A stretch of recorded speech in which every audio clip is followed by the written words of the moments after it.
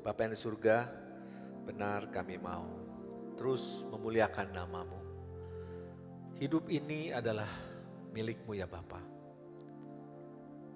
Dan biarlah kami selama hidup di dunia ini selalu memuliakan Tuhan, mendengarkan firman Tuhan dan mau melakukannya. Berita-berita keselamatan yang kami dengar, itulah yang kami imani. Terima kasih Bapa. Berkuasalah kepada kami semuanya. Biarlah Allah Roh Kudus menguasai hati kami, menguasai pikiran kami, menguasai ruangan ini. Sehingga kami semua diluputi oleh kuasa Roh Kudus untuk mendengarkan berita kebenaran. Di dalam nama Yesus, Tuhan dan Juru Selamat kami yang hidup, kami berdoa. Amin. Shalom, selamat pagi Bapak Ibu saudara sekalian. Bulan ini kita akan membahas tokoh-tokoh Alkitab. Dan minggu ini kita akan membahas Rahab, pendosa teladan iman. Kalau kita bicara tentang Rahab, itu ada di Yosua 2 ayat 1 sampai 24. Ceritanya adalah orang Israel akan memasuki tanah Kanaan. Akan merebut tanah Kanaan.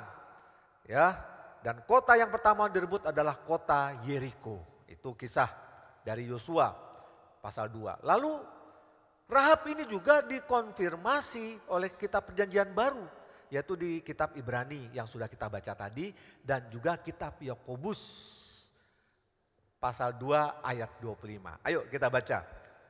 Betapa pentingnya Rahab ini dalam sejarah iman Kristen, maka dia dicatat di dalam Perjanjian Lama dan juga dalam Perjanjian Baru di beberapa kitab. Kita baca sama-sama. 1, 2, 3. Dan bukankah demikian juga Rahab pelacur itu dibenarkan karena perbuatan-perbuatannya ketika ia menyembunyikan orang-orang yang disuruh itu di dalam rumahnya, lalu menolong mereka lolos melalui jalan yang lain. Nah ya, jadi inilah kisah Rahab, bagaimana dia menolong utusan Yosua untuk mengintai ke negeri Yeriko. Dan akhirnya di dalam kitab Matius pasal 1 ayat 5 dikatakan Rahab ini menjadi nenek moyang Yesus Juru Selamat kita. Jadi tokoh Rahab inilah tokoh yang luar biasa. Dan hari ini kita akan membahasnya. Dan kalau bicara Rahab sesungguhnya kita sedang bicara tentang agen mata-mata, agen rahasia, cerita spy. Saya akan nonton bioskop paling senang dengan James Bond, saudara ya. Spy, keren gitu ya. Atau cerita-cerita agen rahasia, itu sangat mendebarkan banyak hal-hal yang tidak terduga. Dalam kisah ini juga banyak hal yang tidak terduga. Baik, slide selanjutnya. Pada tahun 2011, Presiden Barack Obama merencanakan akan mengadakan kunjungan kenegaraan ke Kolombia. Maka diutuslah satu tim agen rahasia, ada 11 orang. Masuk ke kota Kolombia, mempersiapkan segala sesuatunya. Melihat supaya aman. Ini presiden besar yang datang. Presiden negara luar biasa, negara adidaya. Jangan sampai ada masalah di negara Kolombia. Ya, siapa pernah ke negara Kolombia? Belum pernah? Nanti kita pergi ke sana-sana ya. Saya juga belum pernah. Nah, di sana saudara, 11 agen rahasia ini masuk hotel yang namanya hotel apa itu? Caribe. Dan mereka mengadakan pesta. Dalam penugasan negara sebagai agen rahasia, mereka mengadakan pesta mabuk-mabukan dan tidak lupa ada pelacurnya. Satu-satu 11 orang saudara. Nah nama juga agen rahasia. Mereka agen rahasia, ada agen yang lain saudara. Dilaporkanlah mereka ke kantor pusat. Tim ini mengadakan pesta seks. Wah, luar biasa ya. Ini sudah menyalahi aturan dalam bertugas. Menyalahi etika dalam bertugas. Menyalahi peraturan seorang agen rahasia. Dan dalam pesta mabukan itu terbukti dalam wawancara-wawancara berikutnya. Jadi agen ini yang 11 ini kemudian ditarik kembali ke Amerika Serikat lalu digantikan dengan tim yang lain. Karena ini bermasalah, bisa membocorkan rahasia negara, bisa membocorkan detail-detail kedatangan Barack Obama mau kemana, jalannya rute-rute, bahaya. Dan salah seorang pelacur namanya Dania Suarez memberi kesaksian. Orang-orang itu memang orang-orang bodoh. Mereka dengan pongahnya, dengan sombongnya memperlihatkan kartu agen rahasia. Saya agen rahasia Amerika Serikat. Negara nomor 1. Waduh, dalam pesta seks itu saudara, pesta mabuk-mabukan itu. Dan Dania Suarez ini dengan jujur mengatakan, pada saat itulah kami dengan mudah menggali informasi rahasia. Karena agen rahasia ini sudah kelepek-kelepek semua ya saudara. Otaknya sudah gak waras lagi. Dikoreklah informasi-informasi dan mudah sekali. Dan untungnya dalam penyelidikan itu, secepatnya pelacur-pelacur itu dipanggil sama agen rahasia. Diwawancari satu-satu. Untung bukan yang tidak ada yang terafiliasi dengan teroris. Tidak ada. Terafiliasi dengan agen rahasia lain, enggak ada. Jadi mereka murni pelacur saja. Aman saudara. Tapi kisah ini menodai sejarah agen rahasia Amerika Serikat. Memalukan dan lebih daripada memalukan. Membahayakan negara. Nah, saudara-saudara sekalian. Dunia pelacuran adalah salah satu sumber untuk mendapatkan informasi yang bersifat pribadi dan rahasia. Pada suatu kali ada pejabat negara Indonesia, saudara. Ini cerita, sungguhan cerita, diceritakan oleh seorang agen rahasia. Dikirim ke satu negara besar untuk bernegosiasi. Karena ada masalah antara Indonesia dan negara itu. Pejabat negara ini masuk hotel, malam-malam ada ketuk-ketuk. Tuk-tuk-tuk. Dikasihlah seorang pelacur. Anda tahu itu kamar sudah pakai kamera, sudah foto-foto sana sini. Singkat cerita besok negosiasi. Sebelum ngomong udah dikasih foto-foto. Kamu ikut saya ya. Ini foto-fotomu. Kalau tidak ini masuk koran. Kamu dipecat, kamu gak punya harga diri, kamu gak bisa apa-apa. Wah, kalah set saudara. Ya, inilah agen rahasia dunia mata-mata. Waduh saudara-saudara, yang bersifat pribadi bisa terjadi. Penugasan hebat, tapi hati-hati banyak godaannya. Satu kali teman saya seorang pendeta saudara, ikut seminar. Lalu malam-malam ada yang ketuk-ketuk di hotel, ya masuk hotel seminar. Tuk-tuk. Laki-laki saudara, aman laki-laki. Pak, mau kirim selimut. Loh, saya sudah ada selimut di dalam, selimut hidup Pak. Kalau nggak tahan iman, nggak tahan godaan, selesailah sudah, ya. Dan banyak godaan-godaan seperti itu yang terjadi di dalam dunia mata-mata. Teman saya ngeluh, dia nggak tahu dia. Saya ini seorang pendeta. Ya dunia pelacuran nggak pikir pendeta, bukan pendeta, pengusaha bukan pengusaha, orang baik atau orang jahat. Pokoknya bayar beres, kan begitu. Tapi dunia pelacuran memang dunia gelap. Tapi banyak menyimpan rahasia-rahasia. Oke lanjut. Yosua bin Nun dengan diam-diam melepas dari Sitim 2 orang pengintai. Kenapa diam-diam saudara? Ingat ini kisah mata-mata. Yosua tidak mau orang-orang di negeri Israel mendengar agen dikirim ke Yeriko. Karena apa? Jangan-jangan ada pengkhianat, jangan-jangan ada mata-mata juga di dalam negeri. Ini masalah saudara-saudara, ya masalah besar. Maka dikirimlah diam-diam tanpa sepengetahuan yang lain. Saya pernah menjadi seorang auditor suatu bank. Kalau mau pergi ke kantor cabang, itu rahasia. Suratnya juga surat rahasia, yang pergi juga rahasia. Jadi dipanggil pimpinan, masuk itu, kamu pergi ke sana, ini suratnya, jangan bilang siapa-siapa. Ternyata saudara, ada pengkhianat di dalam. Dia tahu kami mau pergi, dia telepon kantor cabang, ada auditor mau masuk, hati-hati. Ya bubar saudara, ya ini masalah. Makanya kalau agen rahasia harus diam-diam. Maka bin Nun mengirim diam-diam. Pergilah amat-amatilah negeri itu dan kota Yeriko. Maka pergilah mereka dan sampai mereka ke rumah seorang perempuan sundal yang bernama Rahab, lalu tidur di situ. Ingat ya, tidur di situ, bukan tidur sama sundal. Nah, ini masalah saudara. Ya, bukan tidur sama pelacur, tidur di rumah itu. Ini dunia mata-mata saudara. Sebelum mereka masuk ke rumah itu, mereka sudah lihat dari jauh karena rumahnya di pinggir tembok kota Yeriko. Itu mereka mengamati beberapa hari, mungkin berapa minggu, mungkin berapa bulan.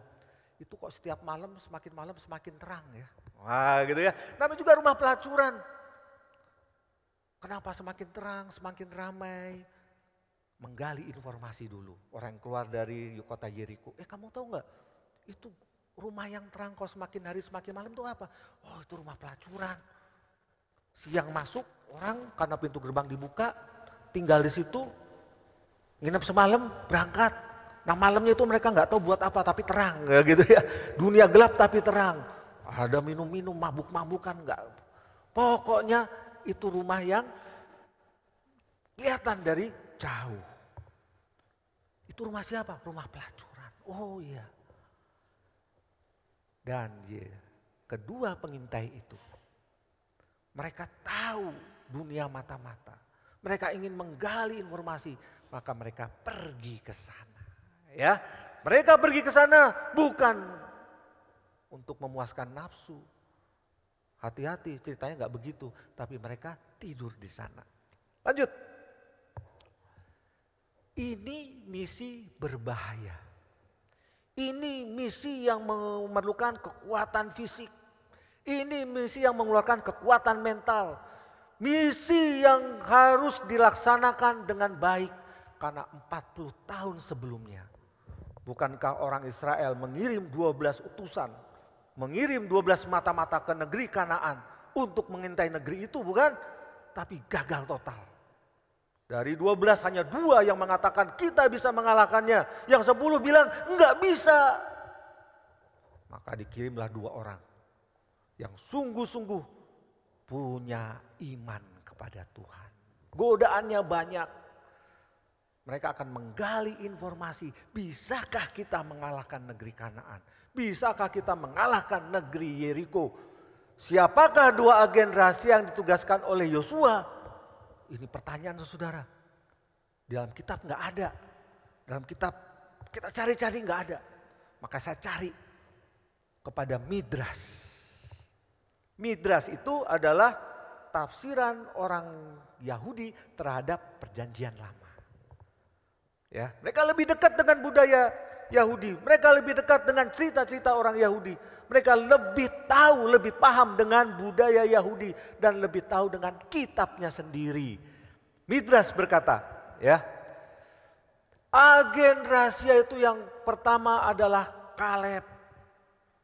Kita tahu Kaleb seorang ketua suku Yehuda dan dia adalah salah satu agen 40 tahun lalu yang dikirim ke negeri Kanaan dan dia mengatakan, memang orangnya besar-besar tapi kita bisa mengalahkannya. Wah, jadi dengan kata lain dia agen kawakan saudara. Agen legendaris yang punya iman kuat, yang punya daya tahan, yang fisiknya kuat. Ya, ditengarai diduga umurnya sudah 80 tahun pada saat dia memasuki tanah Kanaan ini, tanah Yeriko ini. 40 tahun lalu umurnya masih 40. Wah, sama seperti Yosua. Dia agen kawakan, dia tahu apa yang harus dilakukan dan dia punya iman yang teguh. Dia melihat tembok besar, memang temboknya tebal, temboknya tinggi, tapi dia punya iman. Kita bisa mengalahkannya. Wah gitu ya. Jadi dikirimlah orang yang punya moral yang baik, yang hebat, yang bisa melihat kelemahan-kelemahan. Nah ini dia. Yang kedua, menurut Midras, ini menurut Midras tafsiran ya. Tafsiran itu jangan pasti benar, enggak. Tapi ada kemungkinan benar. Masuk akal gitu ya. Agen yang kedua adalah Imam Pinehas. Siapakah Imam Pinehas itu? Imam Pinehas adalah cucu dari Imam Besar Harun. Imam Besar Harun punya anak namanya Eleazar. Eleazar punya anak namanya Imam Pinehas. Dan nanti kalau Imam Eleazar meninggal, yang menggantikan imam besar adalah Imam Pinehas ini. Dengan kata lain, yang dikirim adalah seorang rohaniwan.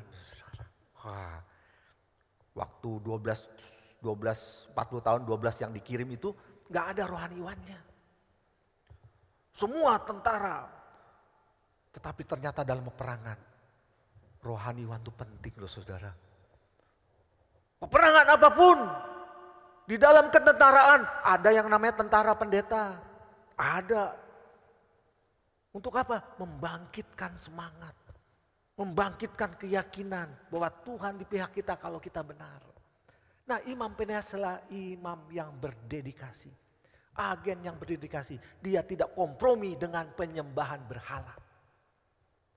Dia tidak setuju dengan penyembahan berhala. Dan dia tahu di Kanaan, di kota Yeriko adalah orang-orang penyembah berhala. Dan dia tidak setuju. Kalau dia dikirim ke sana, maka Yosua yakin orang ini tidak bisa dibelokkan hatinya. Nah, kira-kira demikian saudara ya. Kenapa ditengarai atau diduga Kaleb dan Pinehas yang dikirim? Karena ini agen yang terlatih, agen yang terpercaya, agen yang secara fisik maupun secara moral, secara rohani bisa diandalkan. Nah, sekarang siapa ya Rahab? Lawannya ini saudara, kita kan nggak tahu. Agen ini nggak tahu Rahab itu lawan atau kawan. Penting masuk dulu ke sana untuk menggali informasi. Rahab itu artinya luas atau lebar. Menurut Midras, ya, Rahab ini melacur sejak umur belasan tahun. Jadi profesinya melacur sejak umur belasan tahun. Pada waktu pengintai-pengintai itu datang ke rumahnya, kira-kira sudah hampir 40 tahun dia melacurkan diri. Pelacur di mana-mana dianggap hina, terbuang. Tapi hadir di tengah-tengah masyarakat. Profesi yang gelap, tapi banyak yang membutuhkan. Profesi di mana cari uang sangat gampang. Saya dengar di Inggris, kasihan ya, mereka banyak resesi, ada resesi. Susah katanya, susah. Saya dengar, saya berita di koran, baca berita di koran, banyak wanita melacurkan diri. Shortcut untuk mendapatkan banyak, untuk mendapatkan uang, nggak banyak juga ya. Untuk mendapatkan uang, melacur. Diduga Rahab ini pelacur kelas atas. Sudah kawakan, sudah berpengalaman. Dia melacur bukan hanya di rumah bordir, di rumahnya, tapi juga dia pelacur panggilan. Wah, keren ya. Nah, dipanggil siapa saudara? Kalau pelacur panggilan itu yang manggil kalau kelas atas itu berarti apa? Pejabat-pejabat, tentara-tentara, panglima-panglima yang punya pangkat saudara. Rahab sesuai dengan namanya. Dia berhati terbuka, berhati lebar, berhati luas. Dia menerima informasi-informasi dari orang-orang yang dilayaninya. Dari pejabat-pejabat, panglima-panglima, tentara-tentara, orang-orang besar. Dia menerima informasi itu dan karena hatinya luas dia mengingat, menyimpannya saudara-saudara. Siapa tahu ini berguna untuk hidupnya. Gitu ya. Dari panglima-panglima dia menerima informasi. Allah orang Israel keluar dari tanah Mesir. Allah orang Israel membelah Laut Merah, bangsa Israel diselamatkan. Firaun yang negara adidaya itu tidak bisa apa-apa. Cerita-cerita tentang bagaimana orang Israel di padang gurun selama 40 tahun tidak menanam, tidak menabur, tapi tidak pernah kelaparan. Bagaimana orang Israel menumpas bangsa-bangsa yang melawan mereka. Diduga, wah gitu ya. Allahnya mereka memang Allah yang tak terkalahkan. Disimpan saudara informasi-informasi itu. Lanjut. Kemudian masukkan spice-nya, agen rahasia masuk ke rumah Rahab. tidur di situ malam itu. Kemudian diberitahukanlah kepada Raja Yeriko demikian. Tadi malam ada orang datang kemari dari orang Israel untuk menyelidik negeri ini. Ya, rumah pelacuran memang ada banyak agen rahasia, saudara. Orang Israel masuk, Raja Yeriko juga punya agen rahasia. Mereka lihat nih, ada orang asing, gerak-geriknya mencurigakan. Kalau orang normal mau melacur gampang, langsung pesen A, B, C gitu ya. Ini enggak, mereka langsung masuk kamar, diem-diem, kasak kusuk sana sini. Agen rahasia ini langsung lapor Raja Yeriko. Sepertinya, bukan sepertinya, memang ada orang Israel untuk menyelidiki negeri ini. Waduh, langsung saat itu juga saudara-saudara dikirimlah pasukan untuk menangkap agen rahasia itu. Waktu mereka datang ke rumah itu, terjadi keributan saudara. Rahab, aduh gimana ini? Apa yang harus aku lakukan? Ya, lanjut, sikap Rahab bisa melawan dan bertahan, maksudnya melawan orang Israel. Diserahkan saja. Nanti orang Israel menyerang negeri Kanaan, kota Yeriko, dia akan berkata, tembokku besar. Ya, diserahkan saja orang Israel ini. Tapi dia enggak. Atau lari mengungsi. Ah, masa bodoh, saya mau lari mengungsi. Ini Pak tawanannya, saya mau lari mengungsi, nanti orang Israel nyerbu, saya nggak mau tahu. Penting saya udah ngungsi. Tapi dia sikapnya berserah dan mengakui Tuhan pencipta langit dan bumi. Dari cerita-cerita yang dia dengar, dia bisa memahami bahwa bukan orang Israelnya yang hebat. Bukan kekuatan orang Israel yang hebat. Mereka tuh budak saudara-saudara. Budak di tanah Mesir selama 430 tahun. Gak pernah perang. Tetapi kenapa mereka bisa hebat? Karena ada Allah Yahweh yang menyertai mereka. Rahab percaya itu saudara. Ini bukan masalah menyerahkan kepada orang Israel. Tapi ini adalah berserah kepada Tuhan pencipta langit dan bumi. Oleh karena kepercayaannya itu, dia menyembunyikan agen rahasia itu. Ya, mana agen rahasia itu? Oh iya Pak, semalam ada memang 2 orang. Tapi nggak tahu kemana. Mereka udah pergi, udah lari. Coba kamu pergi ke sana. Sepertinya dia lari ke sana, padahal masih ada di rumahnya, saudara. Ya, disembunyikan. Sikap Rahab yaitu berserah kepada Tuhan. Karena melalui bangsa Israel ini dia tahu negara atau negeri Yeriko, negeri Kanaan akan ditumpas sebagai penyembah berhala. Penyembah berhala itu nggak main-main, saudara. Mereka menyembahkan anak mereka ke dewa Molok. Mereka mengadakan pelacuran bakti. Bagaimana ibadah. Ada hubungan seks bebas di sana. Sesuatu yang menjijikkan saudara-saudara. Maka bangsa itu akan ditumpas. Dan Rahab tahu itu. Lanjut.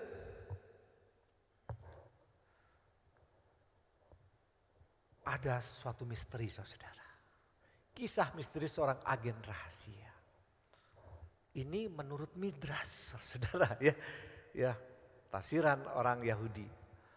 Terjemahan Yosua 2 ayat 4a itu begini terjemahannya. Tetapi perempuan itu telah membawa dan menyembunyikan kedua orang itu bahasa Indonesianya. Bahasa Inggrisnya lebih jelas. And the woman took the 2 men. Ya, woman itu 1 orang ya. Si Rahab mengambil 2 orang itu and hid them dan menyembunyikan mereka. Apa misterinya di sini saudara? Kita lihat analisa teks. Ya, ini dia saudara, analisa teks. Oke. Ini saya mau buat misteri loh. Ya. And hid them itu bahasa Ibraninya watis penau. Ya. Kalau dilihat morfologinya dari kata itu adalah kata kerja. Ya, verb, kata kerja. Hid, menyembunyikan. Siapa yang menyembunyikan? Orang ketiga, feminin, singular, tunggal. Jadi Rahab yang menyembunyikan, benar ya? Siapa yang disembunyikan? Orang ketiga, maskulin, singular. Jadi kalau mau diterjemahkan secara literal, Misterinya begini, Rahab mengambil kedua orang itu dan menyembunyikan satu orang saja. Menyembunyikan dia, bukan menyembunyikan mereka.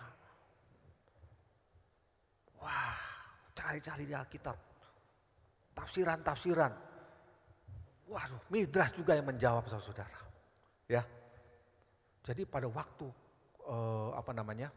pasukan dari Raja Yeriko masuk ke rumah siapa itu? Rahab. Rahab ini bingung. Aduh, gimana ini? Kamu mau tak sembunyikan di mana? Salah satu dari mereka yang namanya Eliezer, bukan Eliezer, siapa tadi? Pinehas. Jangan khawatirkan saya. Saya ini utusan Tuhan. Saya ini imam. Imam itu bagaikan malaikat, bisa nggak kelihatan. Sembunyikan aja si Kaleb itu. Wah gitu ya. Apa dasarnya? Ada dasarnya ya. Dasar dari kisah ini adalah sebab bibir seorang imam memelihara pengetahuan dan orang mencari pengajaran dari mulutnya. Sebab dialah utusan. Utusan ini bahasa Ibrani-nya malah. Kalau diterjemahkan malaikat atau angel. Dan angel atau malaikat itu bisa gak kelihatan. Nah gitu ya, ini tafsiran saudara ya. Tapi masuk akal juga. Karena teksnya begitu, ada misteri di sana. Tuh utusan Tuhan semesta alam. Tapi kisahnya yang jelas, Rahab mengambil kedua orang itu, dibawa naik ke atas. Kamu mau kelihatan gak kelihatan terserah, pokoknya kamu tak sembunyikan gitu ya. Sembunyikanlah mereka di sotoh, lalu ditaburi atau ditumpuki dengan jerami. Ya, ini namanya juga agen rahasia ya, penuh dengan kisah-kisah misteri. Tapi kalau kita bisa menggali kisah-kisah itu menarik saudara-saudara. Ya, dari teksnya kita bisa menarik. Bagaimana dua orang disembunyikan satu, oh ternyata ada latar belakangnya. Lanjut. Nah, setelah pasukan dari Raja Yeriko itu pergi mengejar ke tempat lain. Padahal agen rahasia itu masih ada di atas saudara-saudara. Maka Rahab memberikan rahasia, top secret information. Yang pertama saudara, dia mengaku imannya. Yosua 2 ayat 9. Yuk kita baca. 1, 2, 3. Dan berkata kepada orang-orang itu, aku tahu bahwa Tuhan telah memberikan negeri ini kepadamu. Kalau Rahab tidak punya iman yang kuat saudara. Kalau dia tidak mempercayai cerita-cerita itu. Informasi-informasi bagaimana Allah orang Israel adalah Allah yang luar biasa, orang yang hebat. Dia tidak akan pernah mengakui ini. Aku tahu bahwa Tuhan telah memberikan negeri ini kepadamu. Maksudnya untuk ditimpas, untuk dihancurkan saudara-saudara. Ini adalah pengakuan iman. Bukan Rahab takut kepada orang Israel. Orang Israel manusia. Makan roti, makan daging sama dengan kita, minum air sama saudara. Tapi dia takut kepada Tuhan pencipta langit dan bumi. Berita-berita itu yang dia dengar kurang lebih selama 40 tahun. Akhirnya tiba kesudahannya, akhirnya engkau datang juga. Dan aku tahu Tuhan akan menyerahkan kota Yeriko. Temboknya tebal, tinggi, orangnya penuh dengan tentara-tentara yang kuat. Tetapi Rahab beriman kepada Tuhan. Dari cerita-cerita saja. Mungkin kita sudah menjadi pengunjung gereja. Ada yang seminggu, ada yang 2 tahun, ada yang 5 tahun, ada yang 50 tahun. Tapi percayakah kita dengan berita-berita Injil, kisah-kisah Injil, cerita-cerita Injil? Bahwa Allah itu Allah yang luar biasa. Dia mau menembus umatnya. Umat yang berdosa. Dia mengirimkan anaknya Yesus Kristus sebagai Tuhan dan Juru Selamatnya. Siapa yang percaya tidak binasa, melainkan beroleh hidup yang kekal. Percayakan kau hal itu. Karena waktunya akan tiba, Yesus akan datang kembali. Atau kita dipanggil Tuhan. Mau selamat, percaya Yesus. Kalau tidak, kita hancur saudara.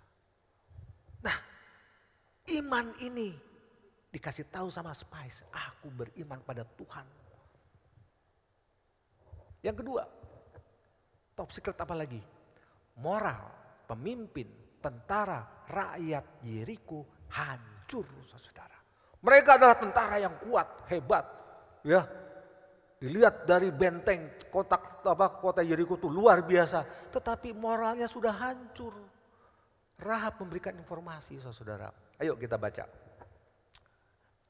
Sebab dan bahwa kengerian terhadap kamu telah menghinggapi kami. Dan segala penduduk negeri ini gemetar menghadapi kamu. Lanjut. Sebab kami mendengar bahwa Tuhan, Yahweh telah mengeringkan air laut Teberau di depan kamu. Ketika kamu berjalan keluar dari Mesir.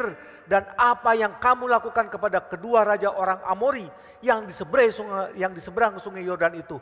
Yaitu kepada Sihon dan Og. Itu ditumpas habis, saudara. Karena mereka melawan.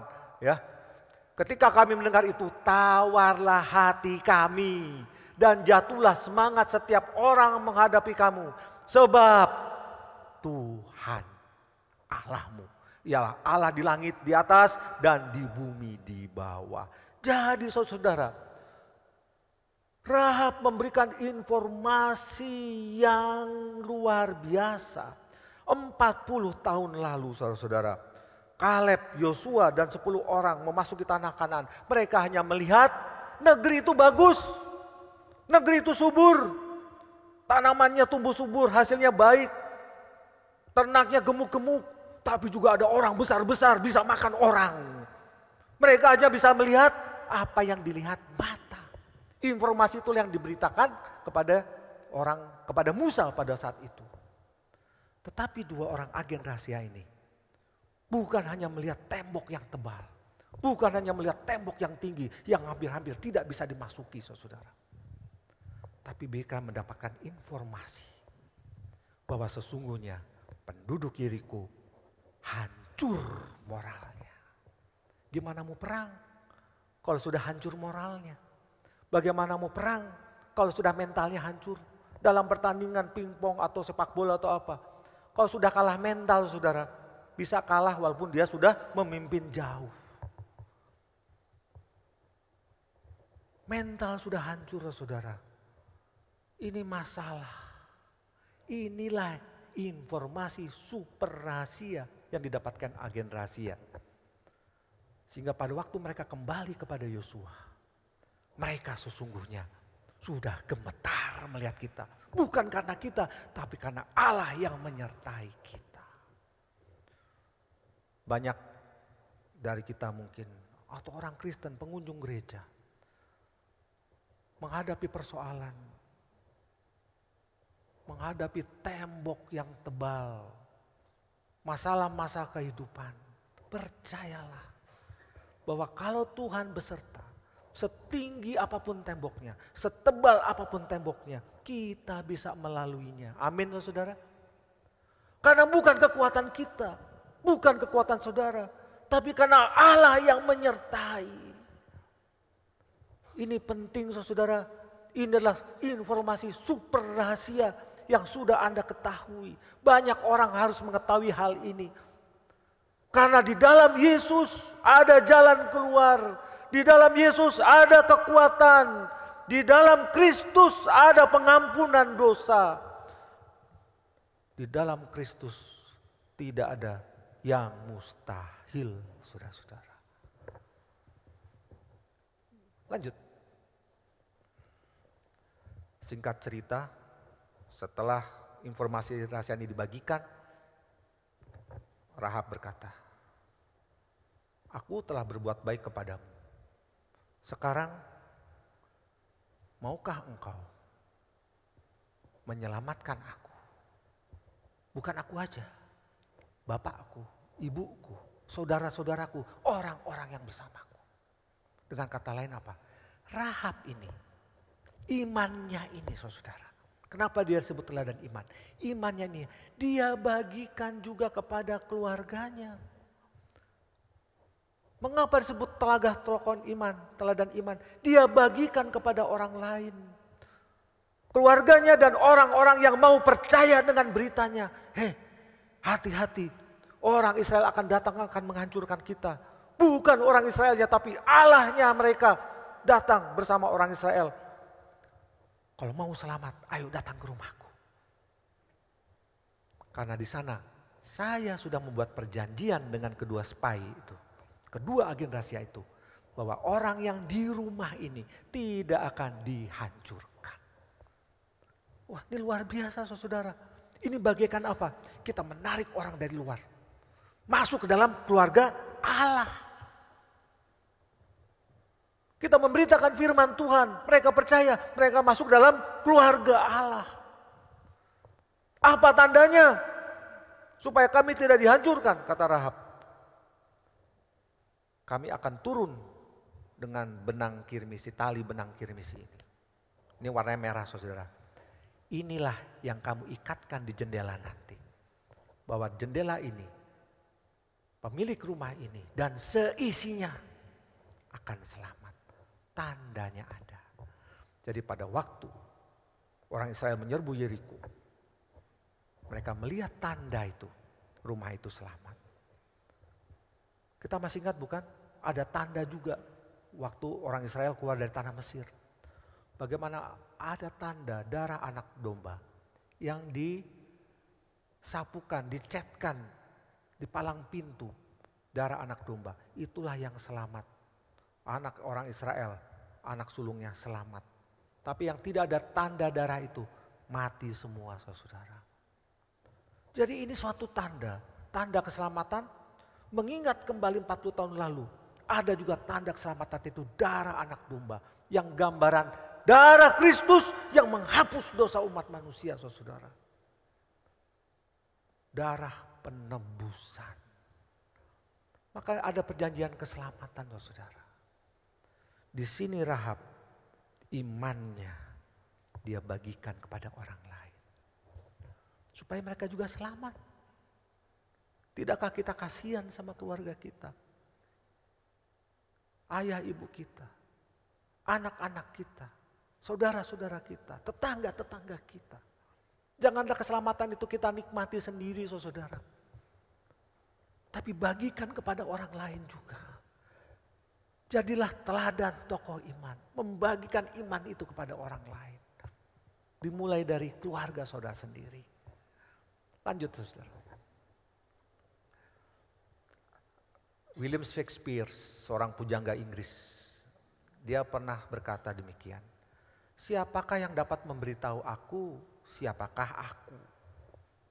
Siapakah yang bisa memberitahu aku? Aku ini siapa sebenarnya? Melalui kisah Rahab ini saudara.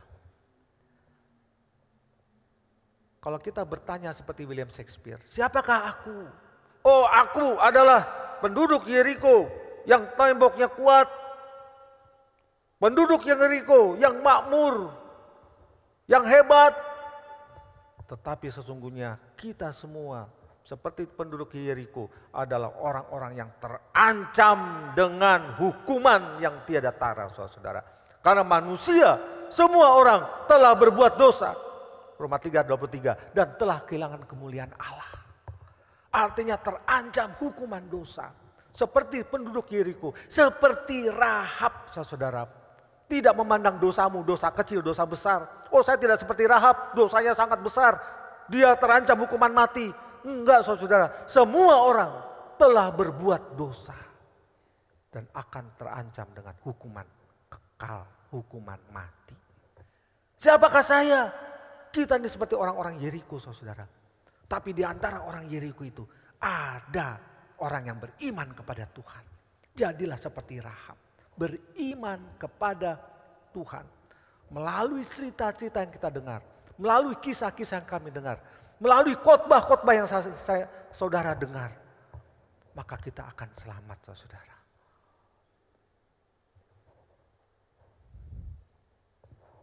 Next. 1 Tesalonika 5 berkata, karena Allah tidak menetapkan kita untuk ditimpa murka, tetapi untuk beroleh keselamatan oleh Yesus Kristus. Ada perjanjian keselamatan saudara di dalam Yesus Kristus. Tandanya adalah apa? Darah Kristus yang menetes di kayu salib, tercurah menghapus dosa saudara. Dan Roh Kristus itu masuk di dalam hatimu. Itulah tanda keselamatan. Sehingga pada saat kita dipanggil Tuhan, pada saat Tuhan Yesus datang kembali, ada tanda keselamatan. Kita tidak turut dihukum. Hari ini saya mau mengajak Bapak Ibu saudara sekalian. Yang pertama, seperti Rahab, percaya dengan berita Injil. Jika ada yang belum percaya dengan berita Injil, berita keselamatan itu, berita dalam Yesus Kristus ada pengampunan dosa, terimalah. Rahab 40 tahun mengakui imannya. Tapi kita nggak tahu ya Tuhan Yesus kapan datang. Kalau Anda mendengar sekarang, sekaranglah, hari ini, terimalah Yesus sebagai Tuhan dan Juru Selamat. Jika Anda sudah menerima Yesus sebagai Tuhan dan Juru Selamat, beritakan iman itu kepada orang lain. Kita tundukkan kepala saudara sambil kita menyanyikan satu lagu.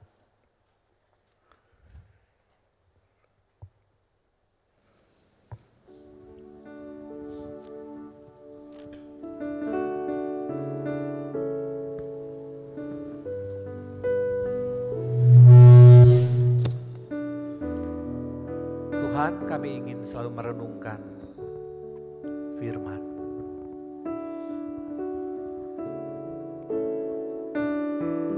Dan kami mau percaya dan berserah kepadamu. Kita nyanyikan lagu ini sama-sama. Ku rindu setiap waktu hidup di kebenaran-Mu, bukan dengan kuatku, namun karena Roh-Mu, Yesus, yang ku pegang teguh.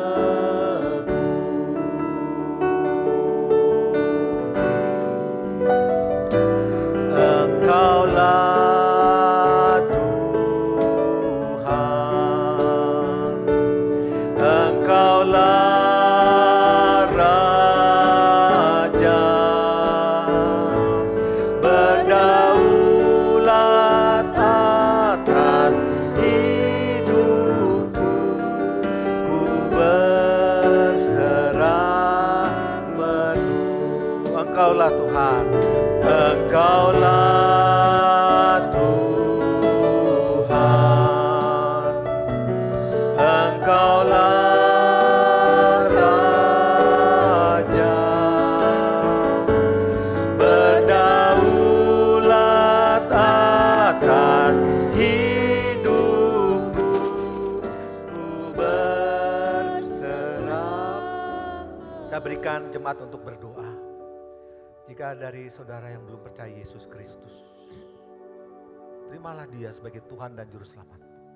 Mungkin kau sudah banyak sekali mendengar khotbah-khotbah firman Tuhan, membaca firman Tuhan, informasi-informasi. Tapi selama engkau belum menerima Dia sebagai Tuhan dan Juru Selamatmu, engkau masih terancam hukuman dosa. Sebaliknya, jika engkau sudah menerima, maka engkau akan selamat. Berdoalah saudara. Jika engkau sudah terima Yesus, berdoalah juga imanmu kau bagikan kepada saudaramu, kepada keluargamu, kepada orang-orang di sekitarmu, di tempat pekerjaanmu, di tempat engkau berada, tempat studimu mungkin. Biarlah engkau menjadi teladan iman bagi orang lain seperti Rahab.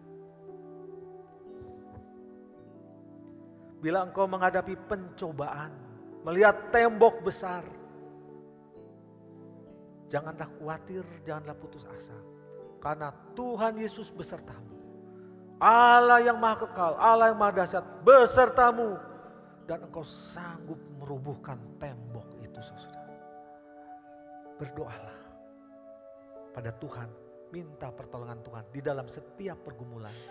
Pergumulan rumah tangga, pergumulan pelayanan, pergumulan pekerjaan, studi, keluarga ataupun yang lainnya.